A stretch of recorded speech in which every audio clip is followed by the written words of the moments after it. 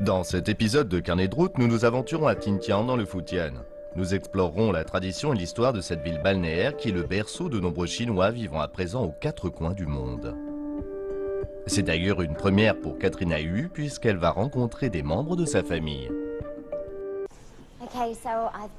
Je viens de débarquer de l'avion en provenance de Beijing après un vol de 2h30.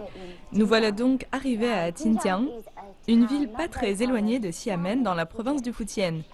Je suis plutôt excitée d'être ici parce qu'il existe des liens privilégiés entre moi, ma famille et cet endroit.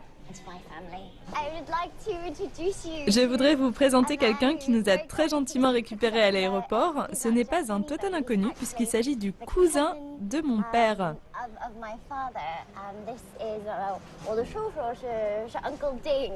Le père de Katrina est mon cousin. Je suis vraiment émue. Je savais que je venais ici pour rencontrer des parents et lorsque vous rencontrez pour la première fois des gens qui vous sont intimement liés, eh bien, on ne sait plus quoi dire. Bienvenue à cette édition un peu spéciale de Carnet de route à destination de Tintian dans le Fujian. Une émission qui fera un petit détour dans le passé de la famille de Katrina. Là, nous sommes en route pour aller dîner. Je suis vraiment excitée parce que ça promet d'être un repas tout à fait spécial, pour moi en tout cas. La raison, c'est que pour la première fois, je vais rencontrer mon oncle philippin Sixto. Et si je suis si ravie de le voir, c'est parce qu'en fait, c'est grâce à lui si j'ai pu prendre contact avec toute la famille que j'ai ici dans le Fujian. Donc je vais le rencontrer, lui et sa famille, et nous allons tous être assis à la même table, alors ça promet d'être génial. Son grand-père était du Fujian. Alors qu'il était tout jeune, il a quitté la Chine pour faire sa vie aux Philippines. Ainsi, avec tout ce pan de la famille, il s'était perdu de vue pendant plusieurs décennies. À présent, Katrina va rencontrer le fils du frère aîné de son grand-père et la famille de celui-ci. Le grand-père a disparu voilà déjà 13 ans, mais deux de ses sœurs cadettes sont toujours de ce monde.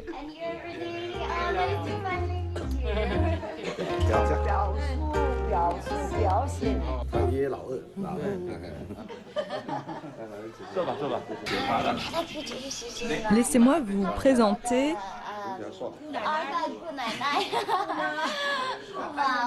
Alors voici la seconde et plus jeune sœur de mon grand-père.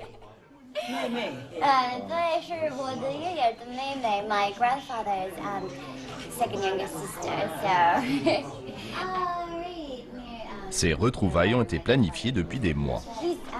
C'est grâce à lui que nous avons été en mesure de contacter Gouma, ici présente. Il nous a aidés à planir beaucoup de difficultés et à donner tout un tas de coups de fil entre Beijing, Sydney et les Philippines. Et c'est pourquoi nous avons été en mesure d'organiser ces retrouvailles. Aussi, je suis extrêmement reconnaissante envers tonton Sixto et sa femme Nilda. C'est donc aussi la raison pour laquelle nous sommes tous réunis ici. Elle ne s'était jamais vue. Mais Yang Zhonghua, l'une des sœurs de son grand-père, lui a donné l'impression qu'elle se connaissait en fait depuis toujours. Elle a fait une forte impression sur Katrina. Elle a été médecin dans sa vie active et c'est la mère de l'oncle Ding qui est venue les chercher à l'aéroport.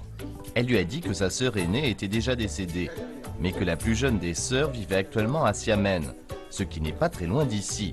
Katrina la rencontrera d'ailleurs bientôt. Pendant le repas, ils lui ont donc raconté des histoires sur leur enfance et ce fut une soirée délicieuse, puisqu'en même temps que la cuisine locale, Katrina a eu un aperçu de la vie à Tintian. D'ailleurs, elle a eu un mal fou à attendre le lendemain matin pour en savoir davantage.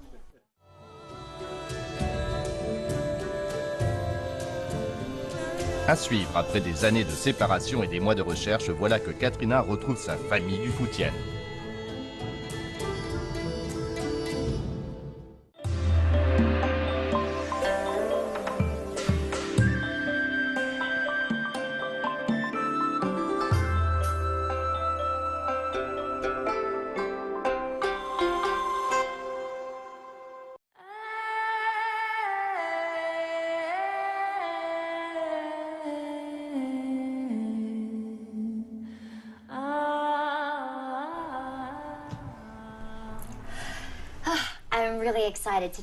Je suis toute excitée parce qu'aujourd'hui est un grand jour. Je vais rencontrer ma famille dans la maison où mon grand-père a grandi ici à Tintian. Tintian est un endroit fascinant parce que c'est un endroit où les gens vivent pleinement leurs coutumes et leur histoire.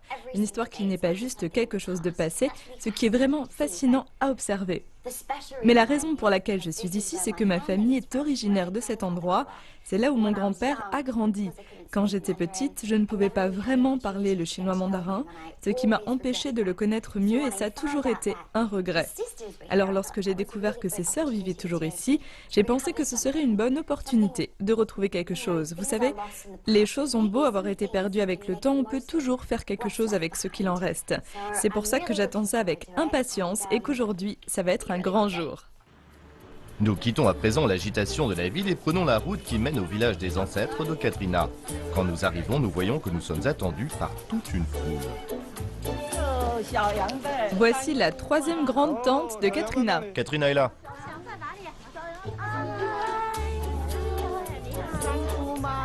Voici ta troisième grande tante. Mais ce n'est pas juste la plus jeune des sœurs du grand-père que rencontre Katrina, c'est aussi son mari, leurs enfants et leurs petits-enfants qui ont fait tout le chemin depuis Xiamen.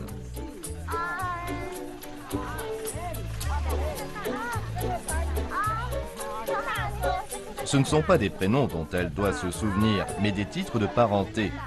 Il faut savoir qu'en chinois, pour chaque membre de la famille, comme par exemple le mari de sa deuxième tante, correspond un terme spécifique. Mais à vrai dire, Katrina se mélange un peu les pinceaux. Quoi, vous avez des critiques? Avouez que ça vous a mis en joie de le remarquer. Enfin, au moins, Katrina était ravie. Alors nous venons d'arriver ici et voici le temple de mes ancêtres. Voyons voir ça. Les tablettes de tes arrière-grands-parents sont ici, leurs esprits aussi. C'est l'endroit de tous tes ancêtres. Les noms de tes arrière-arrière-grands-parents sont déjà ici. C'est un signe de respect.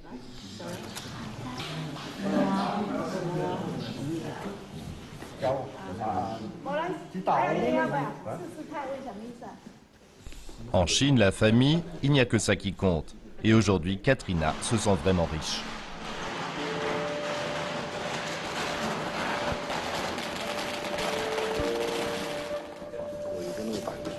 Oh yes.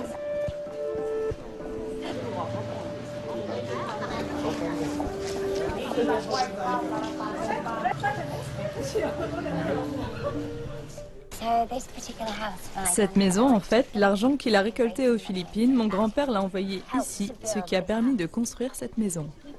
Mais il n'y a plus.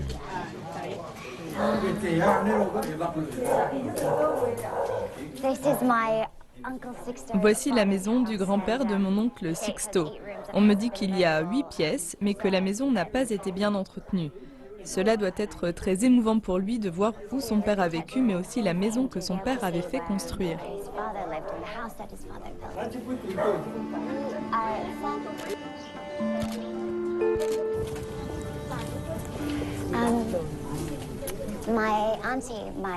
Ma tante, la fille aînée de mon grand-père, m'a raconté ça alors qu'il était déjà vieux et malade aux Philippines. Quelques années avant sa disparition, il lui aurait demandé « Tu peux me dire comment s'appelle l'endroit d'où je viens? Je ne m'en souviens plus. » Elle lui aurait alors répondu Lamébé, et là il aurait répété Lamébé encore et encore dans l'espoir que ce nom lui rappelle quelque chose. Il avait peur d'oublier d'où il venait. C'est pourquoi je pense qu'il aurait adoré voir ça et qu'il aurait été très heureux de voir que nous étions venus jusqu'ici aujourd'hui.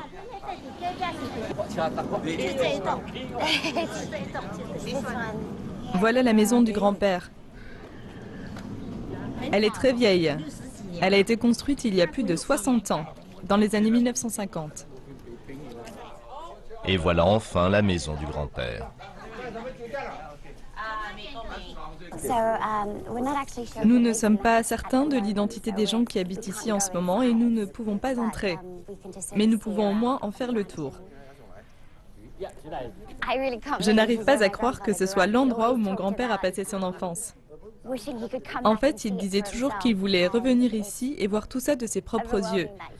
C'est donc très émouvant de savoir qu'il n'a pas eu l'opportunité de faire le voyage, mais que c'est moi qui l'ai eu.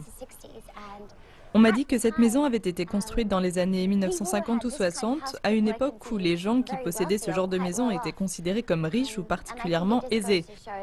Je pense que cela démontre en fait que mon grand-père et son frère ont travaillé très dur dans le but d'améliorer la vie des leurs et de leur offrir un meilleur avenir. C'est vraiment merveilleux de voir cette maison, le fruit de leur travail et de tous les sacrifices qu'ils ont faits à partir d'ici.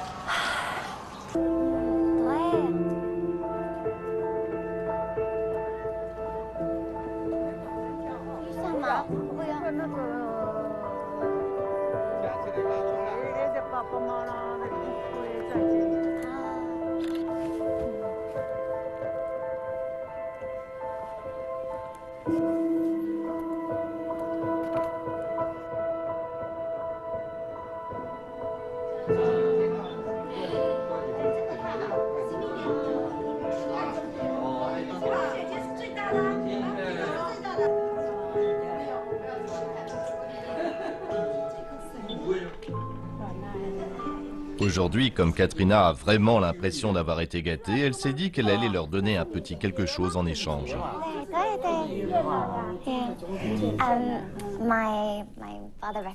Mon père a eu l'idée d'apporter quelques-unes de nos photos et de les donner aux deux sœurs de mon grand-père. J'ai ainsi sélectionné quelques photos de la vie de mon grand-père et apparemment ils aiment ça et moi j'en suis ravie.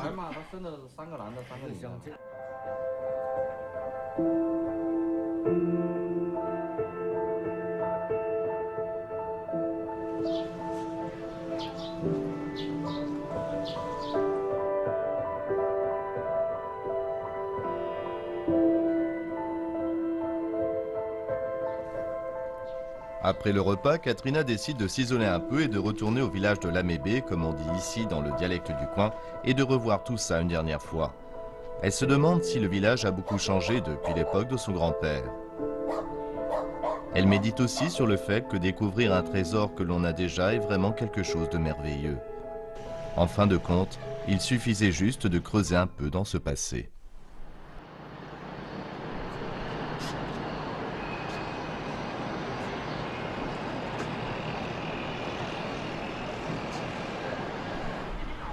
Xinjiang, situé à proximité de la mer de Chine orientale, est dépendant de la ville de Quanzhou. Xinjiang, qui compte un peu moins de 2 millions d'habitants, est très facile d'accès. Elle bénéficie d'un réseau ferroviaire intercité et possède son propre aéroport. L'endroit n'est pas spécialement touristique, mais possède un charme qui n'appartient qu'à lui. Tout comme Katrina, de nombreux Chinois d'outre-mer parviennent à retrouver leurs racines ici, à Xinjiang. En tout cas, nombreux sont ceux qui viennent ici dans ce but. Aujourd'hui, la ville est reconnue pour être un moteur de l'économie régionale. Mais alors que son industrie florissante lui promet un bel avenir, les habitants de Xinjiang ont toujours le regard tourné vers leur passé. Ils ont une façon de vivre traditionnelle et à l'intérieur des différentes communautés, les visiteurs ont l'opportunité de découvrir de nombreux temples destinés aux ancêtres. Ces bâtiments sont en fait comme des musées en miniature qui célèbrent et retracent l'histoire de ces familles. Ce sont aussi des endroits sacrés pour prier et pour rendre hommage aux aïeux disparus.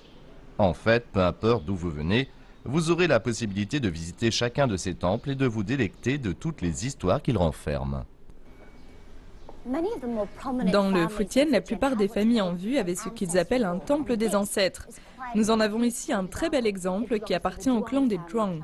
Aujourd'hui, les descendants de cette famille, éparpillés peut-être dans le monde entier, peuvent ainsi revenir ici et se sentir profondément liés à ce lieu et en apprendre davantage sur leur famille en remontant même jusqu'à la 12e génération. Le temple des Zhuang est situé à l'intérieur de Wudianche, une zone qui a été récemment développée dans le centre-ville de Xinjiang. Signifiant littéralement quartier des 5 échoppes, Wudianche abrite plus d'une centaine de bâtiments datant des dynasties Song et Ming qui ont été relocalisés. Il s'agit donc de vestiges qui ont entre 6 et 10 siècles d'existence.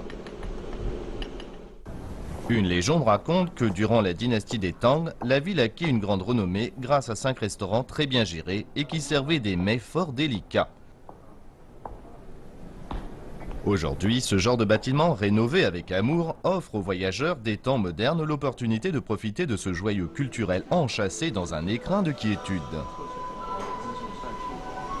À travers les ruelles de Wudianche, le promeneur pourrait facilement flâner pendant plusieurs heures en faisant peut-être de temps en temps une halte dans l'un de ces bâtiments pour chiner ou bien siroter une bonne tasse de thé. Il s'agit en fait moins d'un retour vers un passé tonitruant que d'un souffle léger tout droit venu d'une époque révolue. Comme vous le savez, je me trouve en plein centre-ville, mais vu le cadre dans lequel je suis, on ne pourrait pas le deviner. Je suis donc dans le quartier de Wudianshi, un quartier qui regroupe différents vieux bâtiments relocalisés et remeublés qui à l'origine se trouvaient à plusieurs endroits de la ville. Cela donne aux visiteurs un aperçu de ce à quoi pouvait ressembler la ville de Xinjiang il y a plus de 100 ans ou même davantage.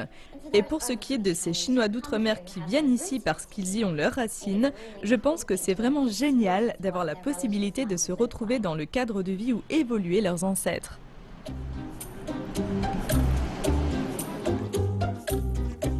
La prospérité économique du Fujian est due en partie à sa situation géographique. Située en bordure de côte, la ville était un port de commerce de premier ordre qui permettait des échanges intenses entre la Chine et l'étranger. Aussi n'y a-t-il rien d'étonnant à ce que Xinjiang soit toujours aussi diverse aujourd'hui. En effet, c'est souvent à travers d'anciennes lignées que de nombreuses familles du coin ont été influencées par des cultures et traditions venues de l'étranger. La culture locale se retrouve ainsi métissée d'éléments halogènes apportés du christianisme, du manichéisme et de l'islam. On peut d'ailleurs facilement s'en rendre compte en pénétrant dans le temple des Ding. Une branche de la famille descend des Perses, et même si tous les descendants de la famille Ding ne sont pas musulmans, la plupart s'identifient fortement à cet héritage religieux.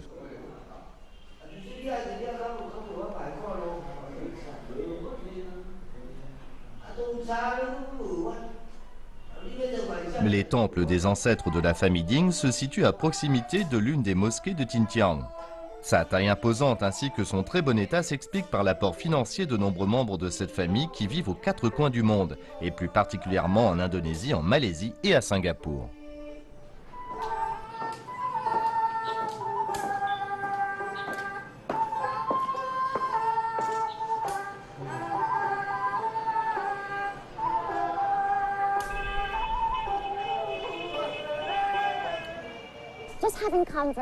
Après avoir visité le temple des ancêtres de la famille Ding, on comprend à quel point la culture islamique a pénétré Xinjiang. Mais si vous tendez l'oreille, vous vous rendez compte aussi avec la musique qui provient de cette pièce que la culture de Xinjiang a d'autres influences. Voyons voir ce qu'il en est.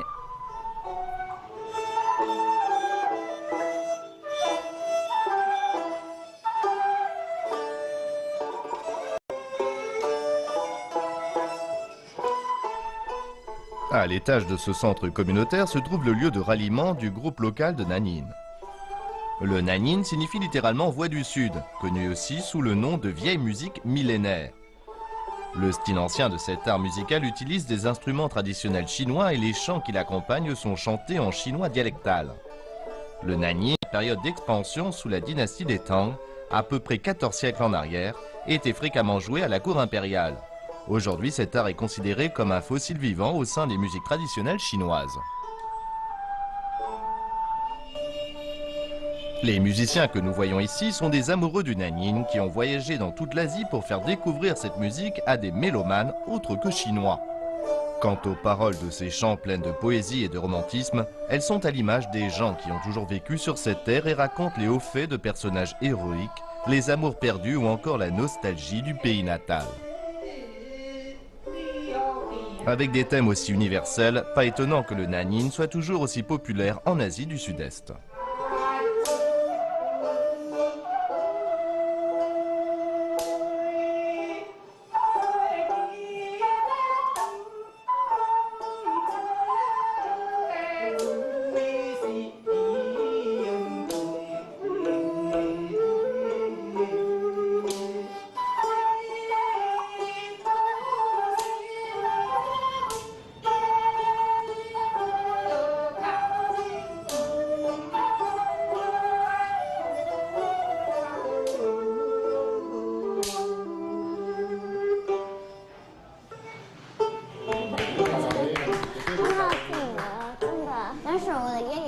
Mon grand-père est originaire de Xinjiang. Cette musique était très en vogue à son époque. On m'a dit qu'à l'époque, de nombreux gens du coin sont partis aux Philippines. C'est vrai? Oui, beaucoup. Après cette petite séance de relaxation musicale, Catherine a appris que ces musiciens partaient à l'étranger pas seulement pour la musique, puisque certains y avaient leur famille, voire même leur travail. Certains d'entre eux ont même passé du temps aux Philippines, tout comme son grand-père. Finalement, la curiosité a été la plus forte et elle n'a pas pu s'empêcher d'essayer leurs instruments.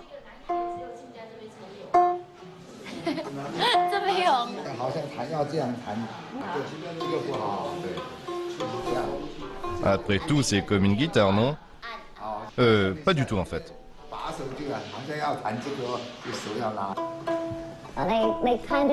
Ils m'ont appris comment placer mes doigts, mais c'est toujours aussi atroce.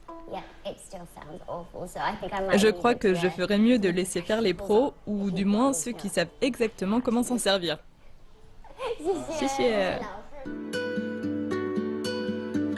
À suivre, Carnet de route s'aventure dans la proche banlieue de Tintian pour en apprendre plus sur les traditions locales en matière de voyage au long cours. Tout ça avant de s'engager dans une partie de mahjong endiablée.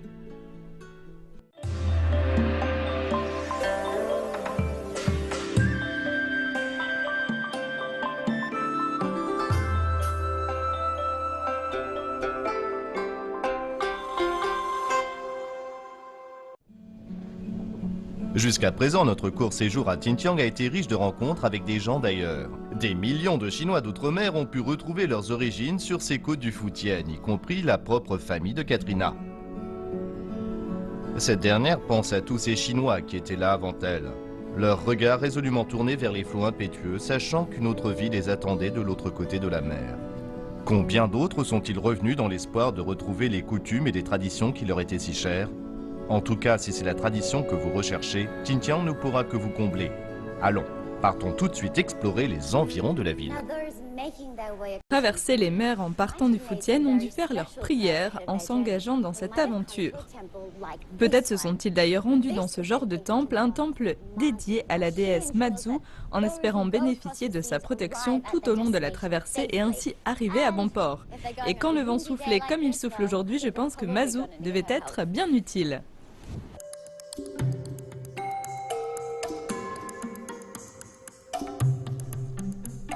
Shelang, un amiral qui servit sous les Ming et les Qing, a sans doute lui aussi souvent demandé la protection de la déesse puisqu'il a passé la majeure partie de sa vie en mer.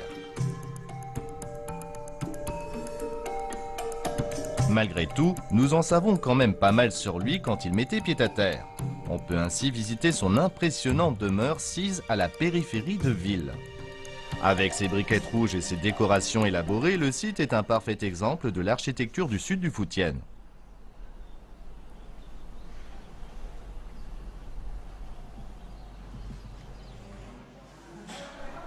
Mais alors que Katrina se perd dans les allées tranquilles de la demeure du grand officier, voilà qu'on entend un étrange cliquetis qui semble tout proche. Katrina décide aussitôt d'en savoir plus. Là, elle tombe à nouveau sur un temple des ancêtres, mais agrémenté cette fois de quelques activités ludiques. On pourrait penser que les temples dédiés aux ancêtres soient des endroits sans vie et empreints de grande solennité. Pourtant, il n'y a qu'à jeter un coup d'œil ici pour comprendre que ces lieux sont pleinement intégrés au quotidien. En effet, on vient ici pour jouer, pour bavarder, pour se donner des nouvelles. En somme, à Tintian, ce genre de temple est un véritable lieu de socialisation.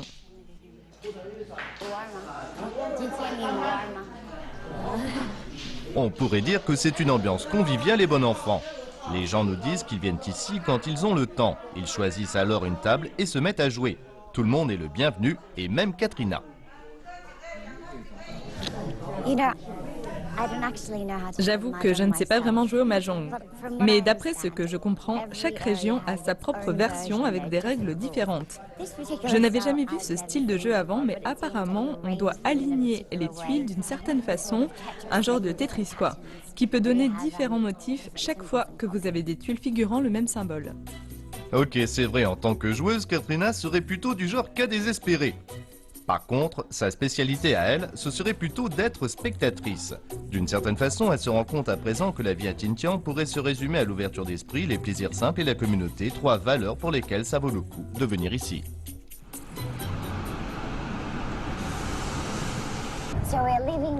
Il est temps à présent de quitter la ville de Xinjiang et de partir pour Xiamen accompagné de la famille. En tout cas, je dois dire que j'ai vraiment apprécié mon séjour à Xinjiang. C'est vrai que c'est très moderne, mais il y a quand même des sites historiques à visiter. Il y a aussi plein de restaurants et d'hôtels. D'ailleurs, sachez qu'il est possible de trouver à Xinjiang de très bons hôtels aux environs de 250 yuan la nuit.